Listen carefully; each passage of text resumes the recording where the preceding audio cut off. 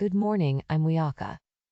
Here is your morning weather report for Whittier on this Tuesday, February 21st. Unfortunately, Los Angeles County is under an air quality alert this morning due to elevated particulate matter levels from windblown dust. The Imperial County APCD has also issued an air quality alert due to increased particulate matter from blowing dust, which is in effect this afternoon and evening. So, if you're in areas directly impacted by high levels of windblown dust, please limit your exposure by remaining indoors with windows and doors closed, and avoid any vigorous physical activity. Run your air conditioner or an air purifier, and if possible, avoid using whole house fans or swamp coolers that bring in outside air.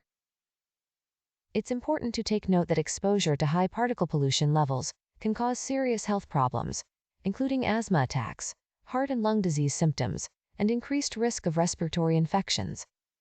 People with heart or lung diseases should follow their doctor's advice for dealing with episodes of unhealthy air quality. Children, older adults, and people with respiratory or heart disease should avoid prolonged exposure and strenuous activities when particle pollution levels are high. In terms of weather, the high for today will be 64 degrees, with an 18% chance of rain, with 10-mile-an-hour winds coming from the southeast. The low for tonight will be 43 degrees, with 16-mile-an-hour winds coming out of the southwest. There is a 24% chance of rain tonight, and it's going to be very cold this evening. The sun will set this afternoon at 5:41 p.m., with the waxing crescent setting almost 2 hours later, at 7:36 p.m., giving you just 2 hours to see it. Fortunately, there will be a break in the rain tomorrow, but it will come back on Thursday with a 72% chance of rain, and a 96% chance of rain on Friday. According to forecasts, we can expect rain in the Whittier area well into the middle of next week. Please stay safe and take care of yourself during this period of high air pollution, and we will keep you updated as more information becomes available. Thank you for tuning in to Whittier 360 News Network. Good evening, I'm Caroline, and our top story tonight is how the city of Whittier is honoring Whittier police officer Keith Boyer, who was killed in the line of duty.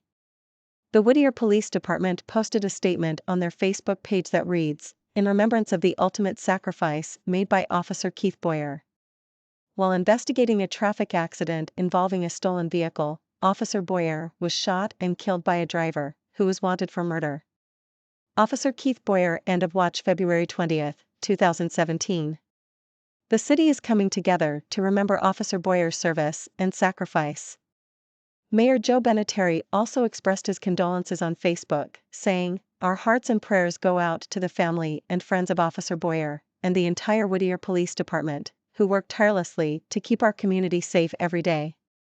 Officer Boyer made the ultimate sacrifice in service to our city, and we will never forget his service and dedication to our community." And in other news, the Los Angeles religious and immigrant communities are reeling after the weekend killing of Auxiliary Bishop David O'Connell.